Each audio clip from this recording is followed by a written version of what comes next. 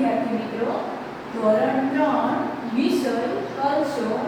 વિષયાંક છે આપણને વાંદરાને વાંચતા ન આવડે. વાંદરાને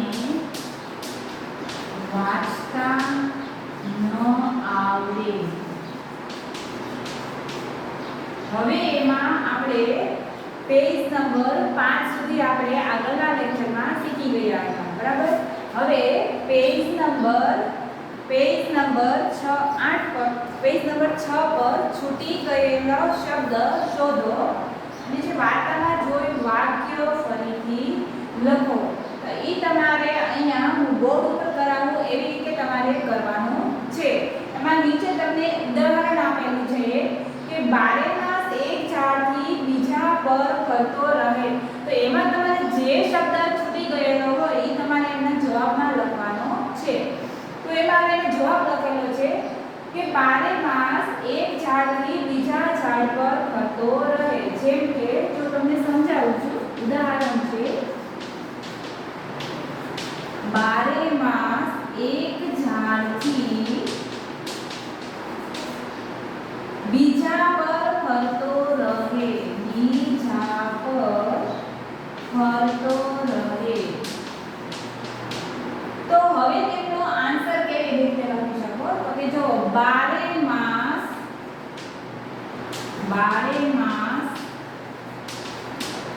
એક ઝાડથી બીજા ઝાડ પર, એક ઝાડથી બીજા ઝાડ પર. અહીંયા ઝાડ શબ્દનો ઉપયોગ થયેલો નથી, તો આપણે અહીંયા ઉમેર્યો છે. ઝાડ પર ફરતો રહે. ઝાડ પર ફરતો રહે. બરાબર. આવી રીતે હવે આપણે નીચેના વાક્ય બનાવવાના છે. તો એમાં હવે તમારે પહેલું વાક્ય છે ખટખટે ઘર પાસે અચરજ જોયું. તો એનો આન્સર છે, એનો જવાબ જ તમને ડાયરેક્ટ લખાવું છું. સવાલો તમને પુસ્તકમાં આપેલા છે, બરાબર. તો પહેલો લખો જવાબ નંબર 1. તો કે લખો ખટખટે એક ઘર પાસે. ખટખટે એક ઘર પાસે અચરજ જોયું. એક ઘર પાસે અચરજ જોયું. હવે પછીનું છે બીજું વાક્ય છે કે બિચારા વાંદરાભાઈ ઠંડીથી કેવા છે. હવે એનો આપણે જવાબ લખીશું. જવાબ નંબર 2. બિચારા, તમારે વાક્યની સામે જવાબ લખવાનો છે. બિચારા વાંદરાભાઈ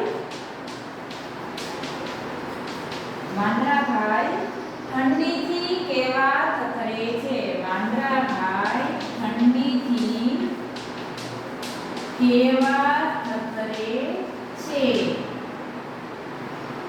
તો અહીંયા તમારે કયો શબ્દ, તો કે થથરે શબ્દનો શબ્દ છે એ તમારે વાક્યમાં છે ને અહીંયા તમારે એ શબ્દનો ઉપયોગ કરેલો છે. પછી છે તમારે કોઈ અહીંયા લીટી કરવાની નથી. હવે છે જવાબ નંબર 3. ઉનાળામાં ગરમી લાગશે ને ચોમાસામાં બચી શકાશે. હવે એનો તમારે જવાબ લખવાનો છે કે કયો શબ્દ છૂટી ગયેલો છે. તો લખો ઉનાળામાં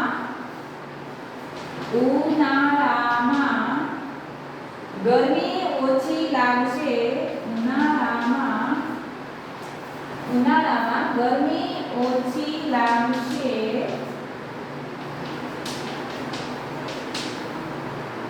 ને ચોમાસામાં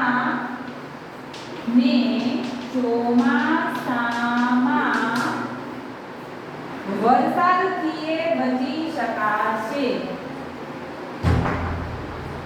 વરસાદથી બચી શકાશે. બચી શકાશે. હવે પછીનું છે ચોથું વાક્ય છે ખટખટ એ તારે નથી બનાવવું. શું છે ચોથું વાક્ય? એમનો જવાબ છે ખટખટ એક ખટખટ શું કહે છે ખટખટ એક ખટખટ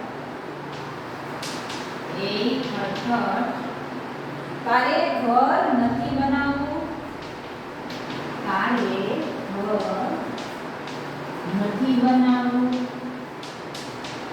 એવું કહે છે હવે પછીનો છે પાંચમો સવાલ છે એમનો જવાબ છે વાંદરાઓએ બનાવ્યું તે જ બનાવ્યું શું કહે છે વાંદરાઓએ ન બનાવ્યું તે જ બનાવ્યું એનો જવાબ લખશું આપણે વાંદરાઓએ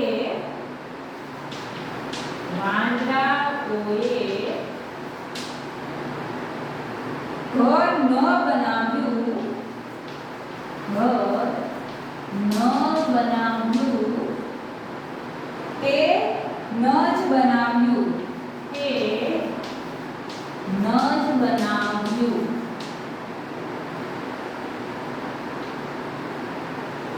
હવે અહીંયા તમારે આ પ્રવૃત્તિ નંબર 8 છે એ અહીંયા પૂર્ણ થાય છે હવે આપણે જોવાની છે નવમી પ્રવૃત્તિ તો એમાં છે તમારે ખાલી જગ્યા પૂરો અને મોટેથી વાંચો તો તમારે બધાએ છે આ ખાલી જગ્યા હું અહીંયા બોર્ડ ઉપર કરાવો એ રીતે પૂર્ણ કરવાની છે અને તમારે મોટેથી પણ વાંચવાની છે જેમ કે આપણે જોઈએ એને હું અહીંયા ડાયરેક્ટ બોર્ડ ઉપર જવાબ જ લખીશ તમારે પણ એમાં પુસ્તકમાં ખાલી જવાબ જ લખવાના છે હવે એમાં પહેલી ખાલી જગ્યા છે પ્રવૃત્તિ નંબર 9 એમાં છે ખાલી જગ્યા પૂરો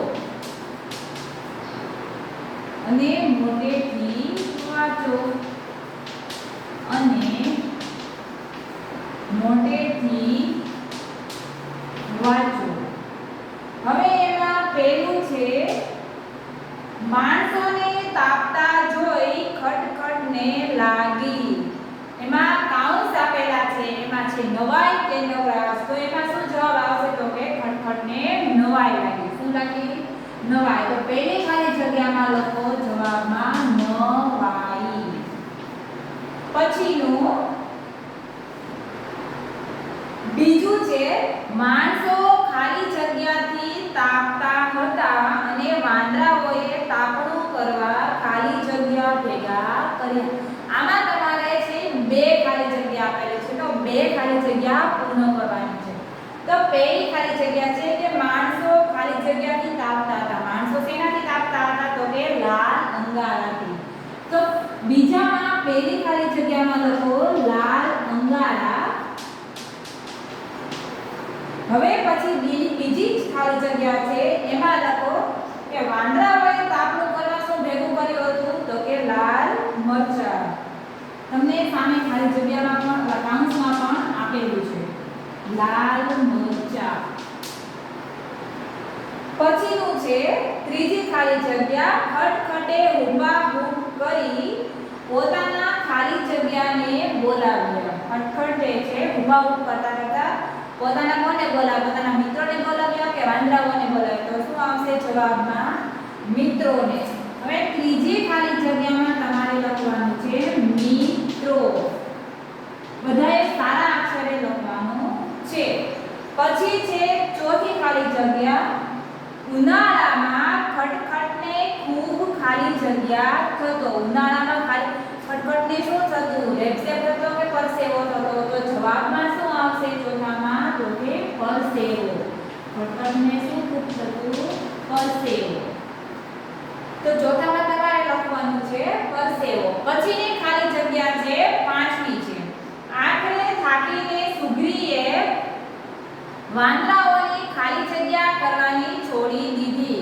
તો કાઉન્સમાં આપેલું છે ઓપ્શન કદર કે ફિકર તો શું આવશે એમાં ફિકર આવશે કે થાકીને સુગ્રીએ છે વાંદરાઓની ફિકર કરવાની છોડી દીધી તો પાંચમી ખાલી જગ્યામાં હવે તમારે લખવાનું છે ફિકર જે તમને બોર્ડ ઉપર લખેલું છે એના પછી તમે જોઈ શકો છો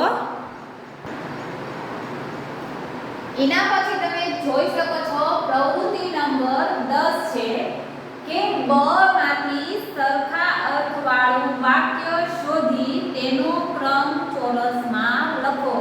તમને બે સામે સામે અ અને બ આપેલા છે.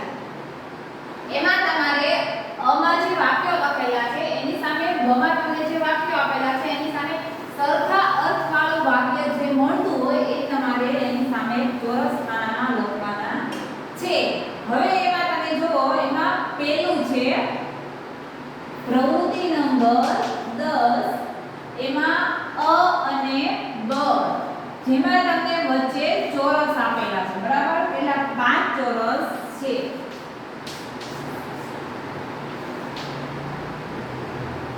પછી એમાં તમે, હું અહીંયા તમને વાક્ય નથી લખી, ડાયરેક્ટ તમને આન્સર લખું છું, પણ સાથે સાથે બોલી. હવે એમાં પહેલું વાક્ય છે કે બધા ધ્રુજતા ધ્રુજતા બોલતા હતા. તો એની સામે બ માંથી તમારે એના જેવું સરખા અર્થવાળું વાક્ય શોધવાનું છે. તો એમાંથી કયું વાક્ય આવી શકે?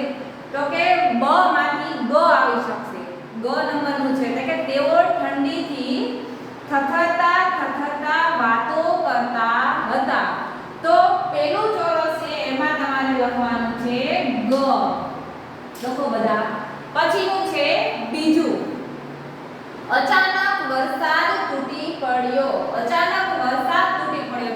તો એના જેવું સરખા અર્થવાળું વાક્ય કયું છે બ ખાનામાંથી? તો કે એમાં છે ક વાક્ય કે આકાશમાંથી ખૂબ પાણી વરસ્યું. હવે એનો બીજા ચોરસમાં લખો ક, કે આકાશમાંથી ખૂબ પાણી વરસ્યું.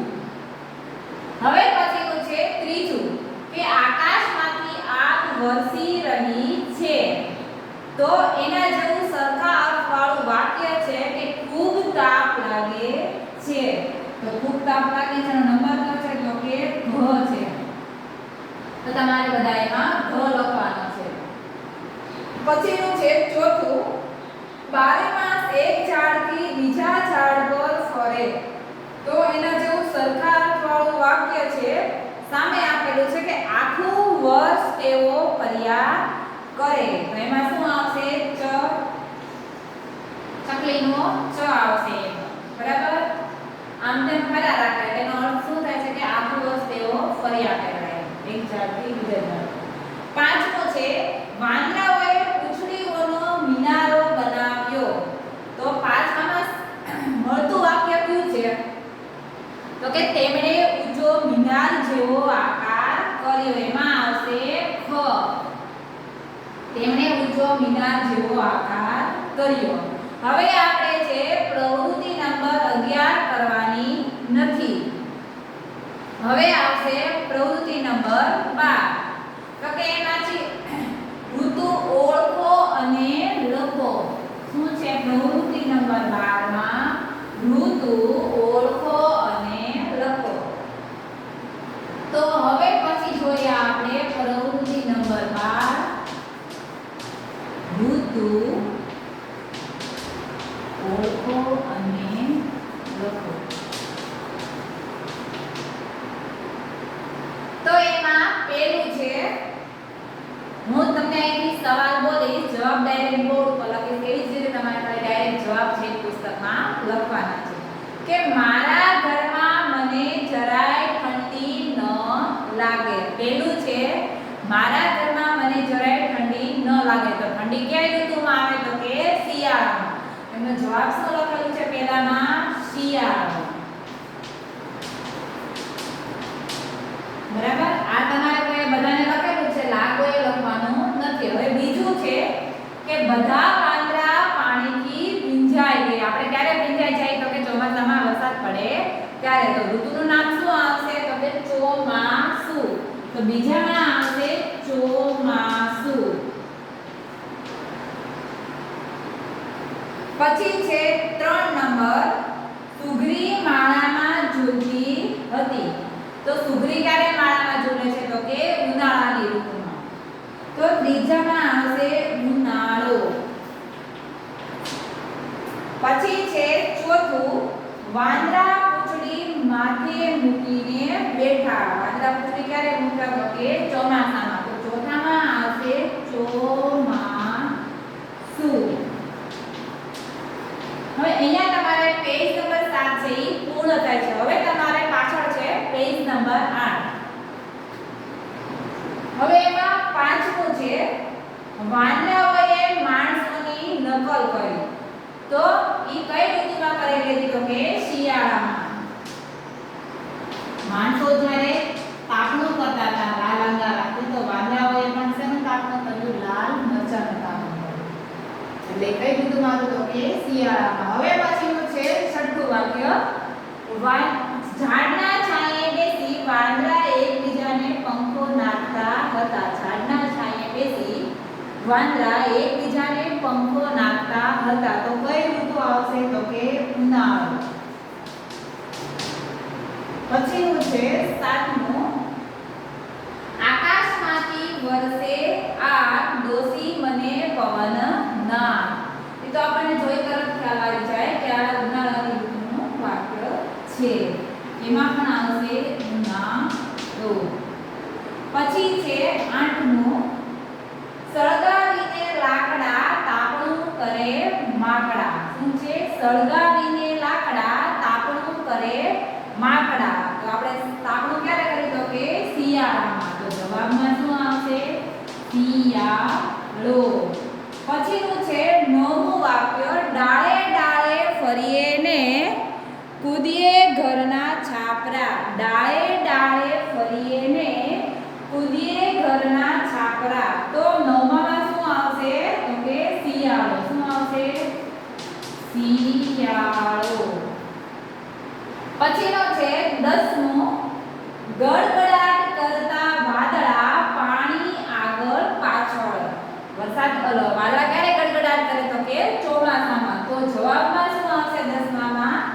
કે ચોમાસાની ઋતુ. ચોમાસું. હવે પછીની પ્રવૃત્તિ નંબર છે 13. શું હલકું શું ભારે કેવી રીતે ખબર પડે કહો. હવે આપણે પ્રવૃત્તિ નંબર 13 જોવાની છે. એમાં આપણે જોઈશું આપણને બધી અલગ અલગ વસ્તુ આપેલી છે. તેમાં કઈ વસ્તુ હલકી છે અને કઈ વસ્તુ ભારે છે એ આપણે જોવાની છે. એ આપણે એમાં કઈ લખવાનું નથી. આપણે જોઈએ. પહેલું છે સુગરીનો માળો કે ઝાડની ડાળી. ઝાડની ડાળી કરતા સુગરીનો માળો કેવો હોય? હલકો હોય. અને ઝાડની ડાળી કેવી હોય? ભારે હોય. પછી છે બીજું લાકડાનું ટેબલ કે પ્લાસ્ટિકની ખુરશી. તો લાકડાનું ટેબલ હળવું હોય કે પ્લાસ્ટિકની ખુરશી હળવી હોય? તો તમે જો વજન ઉચકાવો તો તમને ખ્યાલ આવી જાય કે પ્લાસ્ટિકની ખુરશી છે એ વજનમાં કેવી હોય છે? હળવી હોય છે. અને લાકડાનું ટેબલ હોય છે એ વજનમાં ભારે હોય છે. પછી ત્રીજું છે ગુજરાતીની ચોપડી કે ગણિતની ચોપડી. હવે તમે સામાન્ય રીતે જુઓ તો ગણિતની ચોપડી છે ને એ જાડી હોય છે અને ગુજરાતીની ચોપડી છે એ થોડી પતલી હોય છે. તો વજનમાં કોણ વધારે હોય? ગણિતની ચોપડી. અને ગુજરાતીની ચોપડી કેવી હોય છે? વજનમાં હલકી હોય છે. પછીનું છે ચોથું પેન્સિલ કે રબર. તો ચોથામાં શું આવશે? પેન્સિલ વસ્તુ છે હળવી છે કે રબર છે એ હળવું છે? તો કે પેન્સિલ છે એ હળવી છે. તો કે બે વસ્તુ તો નાની છે પણ રબર કરતાં પણ પેન્સિલ હળવી છે. અને રબર કેવી વસ્તુ છે? ભારે વસ્તુ છે. પછી પાંચમું છે લખોટી કે પ્લાસ્ટિકનો દડો. તો લખોટી છે એની કરતાં પ્લાસ્ટિકનો દડો છે એ એકદમ હલકો હોય છે. લખોટી છે એ ભારે હોય છે. તો અહીંયા તમારી પ્રવૃત્તિ નંબર 13 પણ અહીંયા પૂર્ણ થાય છે. હવે તમારે જોવાની છે પ્રવૃત્તિ નંબર 14 કે કોણ છે તે શોધો અને તેના વિશે એક વાક્ય લખો. એમાં તમને ચાર બોક્સ છે. પહેલા ઉદાહરણ તમે જોઈ લો કે 4 અક્ષરનું એક નામ. નામના છેલ્લા 2 અક્ષરો છે ત. ત્રીજા અને પહેલા અક્ષરથી બને તક. તો એ કોણ હશે? આવી જ રીતે તમારે એની પછી તમને આપેલા છે 4 વાક્યો છે એને તમારે એવી રીતે આપણે ગોઠવવાના છે. તો એ આપણે હવે પછીના આગળના લેક્ચરમાં આને આપણે શીખીશું. અહીંયા પ્રવૃત્તિ નંબર 13 સુધી તમારે અહીંયા પૂર્ણ કરવાનું છે. હવે પછીનું પેજ છે પેજ નંબર 9 એ આપણે આગળના લેક્ચરમાં જોઈશું.